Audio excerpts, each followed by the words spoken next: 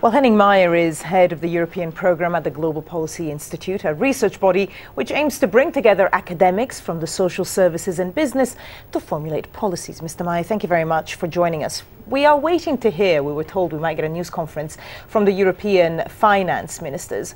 They've been meeting all day. What are the main things they need to tackle? Because, of course, this comes just a few days from that trillion-dollar injection, supposed confidence injection into this issue. Yeah, well, the big topic they're talking about at the moment is more fiscal coordination across the Eurozone to basically tackle some of what some people call the birth defects of the euro in order to make the Eurozone more coherent in the long term and avoid these sort of pressures that we're seeing at the moment.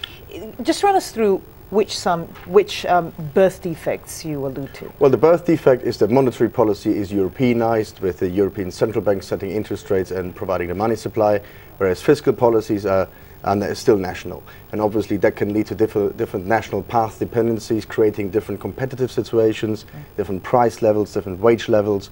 And if the economic circumstances turn from bad to worse, as it did at the moment, then it creates pressure that really puts the whole currency zone under strain. Do you think it's too late to deal with those fundamental flaws in the euro right now, when ultimately a lot of the problems have already occurred, and this would take time because you'd have to convince the individual governments to change their fiscal policies? Yeah, well, I don't think it is too late. I mean, first of all, these measures are targeted to or are aimed at calming the markets. That's the one thing they want to achieve.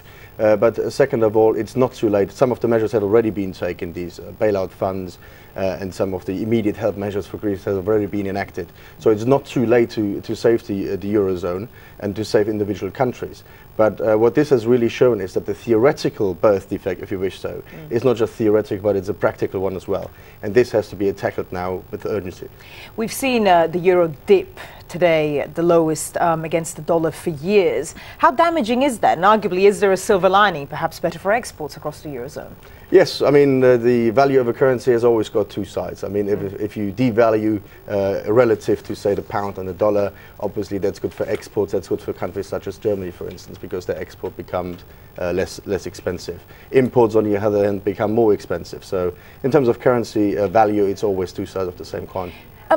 This obviously has a social dimension as well. Let's remember that the Eurozone countries are individual countries with individual people who don't necessarily always think in a European way. Do you think that the mentality across the Eurozone is ready for the painful changes that are going to have to take place if the euro is going to survive? Well, that's one of the particular political problems that we're having at the moment. I mean, the economic case and the political case for a tighter coordination of fiscal policies is obviously there. But there are, if you look at the different people in the different nation states, there is no sort of real feeling that this is sort of carried on a social level as well. So there is a big discrepancy here, but we can't deal with that at the moment, I'm afraid. Some countries handle fiscal change better than others. Do you foresee a future where some countries, the more vulnerable ones, get kicked out of the Eurozone?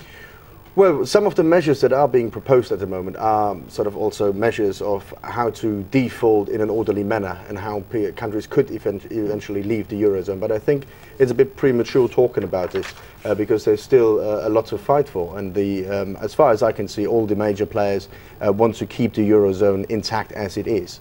So, but there need to be new coordination mechanisms, and there need also to be new provision in order to maintain coherence within the currency zone.